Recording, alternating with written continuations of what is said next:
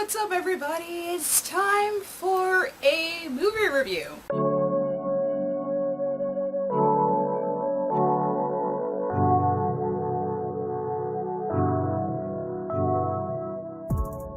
Before I get started on this interesting review that I've kind of been looking forward to talking about, I would like to give a special shout out thank you to my Muddy Cold patrons. Thank you so much for your support.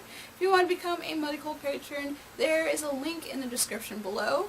I post early access to all my videos, a schedule of stuff of what's going to be posted on the blog and on the channel, and you also get a chance to request things for me to review or show on Discord live streams, etc. There's other perks on there as well. And it's perfectly voluntary, of course, but most importantly, I think most of you, more than half of you, definitely haven't subscribed yet, and I don't know what you're doing. You told me to subscribe. You can do that right now. I'll give you a little moment to do that. Just click subscribe, and you'll find out when I post new videos here, because sometimes I sneak in an extra video on this channel, and you'll never know unless you subscribe. So today, I'm going to be reviewing the critically acclaimed newest movie from Coke Daniels, who has also directed the fantastic movies of Gangsta Rap, a Glockumentary, and Who Made the Potato Salad, and also Holly Won't.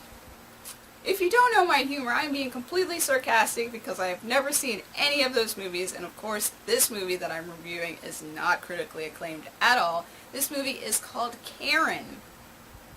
So before I jump into my thoughts about this ridiculous movie, let me tell you what it's about. A racist woman takes it as a personal mission to displace the new black family that just moved into the neighborhood, but they won't back down without a fight. This movie is a meme movie, is what I've heard from other YouTubers I've listened to who've reviewed this movie, or at least talked about it before it came out.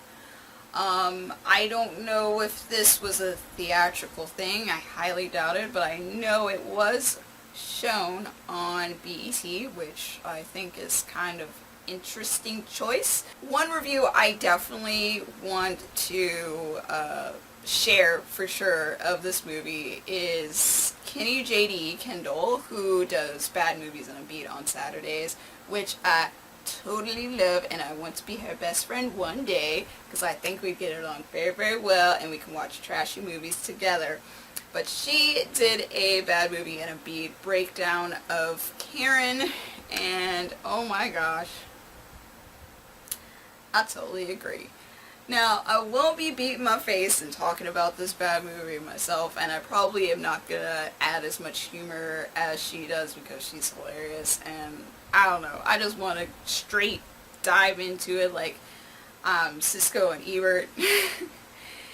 So, there were trailers about this Karen movie, and from what I've heard, some people called it a meme movie because there have been movies where they like take some sort of meme and then make it into a movie, and most of the time it's terrible and you don't know why they're making a movie of this. Now, the word Karen is a descriptor for very entitled, mostly middle-aged white women, some of them are not always middle-aged, has been thrown around even more so in these trying times of 2020 and 2021 for, like I said, entitled white women who are usually middle-aged, and most of them are very racist, but a lot of them are entitled, but most of them are very racist. But anyway, this logo, or this label, is not a new one. It just became very popular in these past couple of years. It has been thrown around to label these types of individuals for many years, and it also has been tied to other names such as Carol and Susan. So, I hopefully do not get any trolling comments about how it is a slur or anything like that. This is not that type of discussion in this video. I'm strictly talking about this movie, for lack of a better word. So, someone decided that this was a good idea to make a movie about a Karen, and that person was Coke Daniels. I have not watched any of his other movies. I am not planning on watching any of his other movies. Seeing those titles that I read off to you, this sounds like a complete joke. So I'm just going to treat him like a complete joke, which is probably very disrespectful. I'm not going to treat him like a complete joke. I don't know him, and as someone who wants to be in the film industry, I don't want that disrespect. But I am going to judge him on this specific movie. Now, first of all, if you couldn't tell by the name, Coke Daniels is a black man. So, you would hope that this movie would be marketed to an audience who is not aware of racism, systemic or micro, macro, all those different layers of the racism casserole. Some reason this movie got on BET, which for many years is barely watched from actual black people, even though the channel is called Black Entertainment Television. It has been far removed from servicing my community, my kind, black people. And that's a discussion for another day. I've even somewhat written a paper of the shift and stuff like that. I can also tag a little video. I think it's on one of these sites. I will tag a little video from, I think it's Black Femininity TV, who did a breakdown of BET and its history and how it's shifted its audience focus and all the other stuff. It's fairly interesting, and I love her channel. Very informative. Definitely check it out. Much like Kenny JD, I don't understand why this Karen movie was on BET, which I'm assuming some black people still watch because they have shifted some of their programming and stuff. Much like MTV, it doesn't really focus on a lot of music a lot of the time. There's a lot of drama, sitcoms, reruns of stuff on it, and that's a lot of the stuff that I end up watching, mostly the reruns, but it's just interesting when you're like, who is this movie for? First of all, some of us thought this was a complete joke that they were making a Karen movie, and just seeing this trailer, it's just like, really, you're making a movie about Karens? Why? But also, why are you putting it on BET? That makes no sense. So I recorded, and God, watching this movie was absolutely ridiculous. It is so over the top, the acting is and just the whole messaging, heavy-handedness, but carelessness, and just pure, like, condescending delivery. It's just a mixed bag of just not good stuff. At the beginning, it was amusing, and like, this is so bad. Why did this get made? Amusing, and then later it just became kind of infuriating, because it's just like, who acts like this? Like, Karen be out here doing the most, but also this couple is so blackety black, script-wise, that they don't feel like real people. They feel like a caricature of, I don't know, your woke black people. I don't know, for lack of a better word. That's not, it's just one of those, like, in the movie, and Kenny GD, like, mentioned this in her video, it's like, they're like, oh, I love my strong black man, and you're a beautiful, strong black woman. Like, no one talks like that. They got have all this African memorabilia, they talk about, it's just, I don't know what black people he hangs out with, but they don't talk or act like that. It's just a big old caricature, and it's just not real. some of the stuff that they react to is, like, it doesn't make any sense.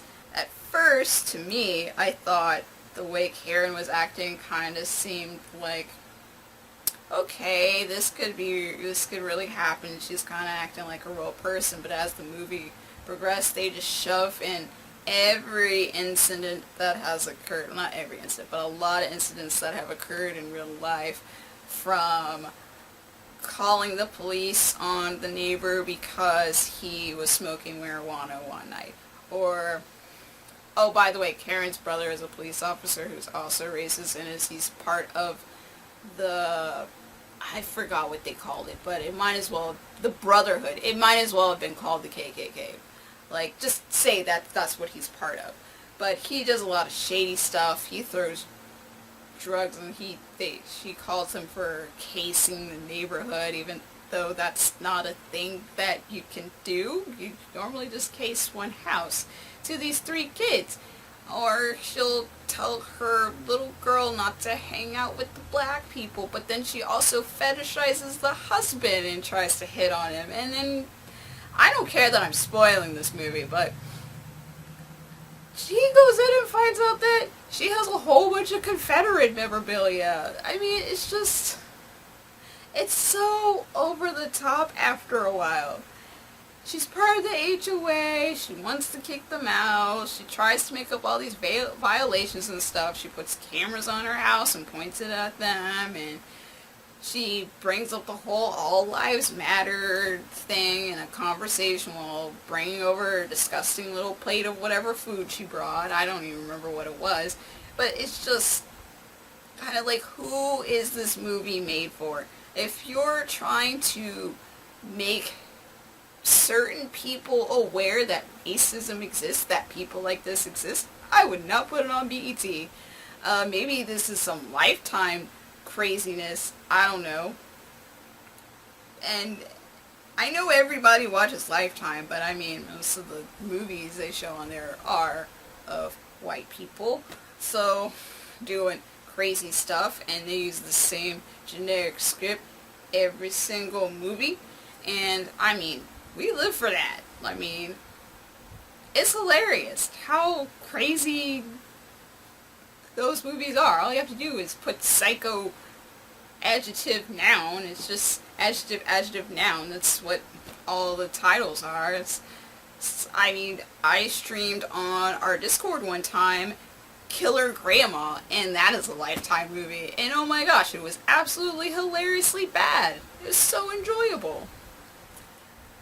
This falls in the same category. It was so hilariously bad, but at the same time it was kind of frustrating, because it's just like, who is this for?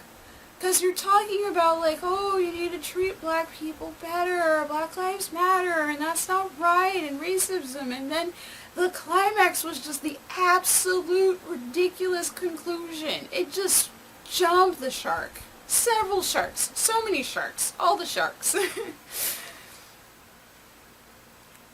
And it's just like, wow, we started off kind of on the ground, but now we're floating in the air, and we're almost about to hit Neptune at this point, because it's just so far removed from whatever message is supposed to, like, talk about.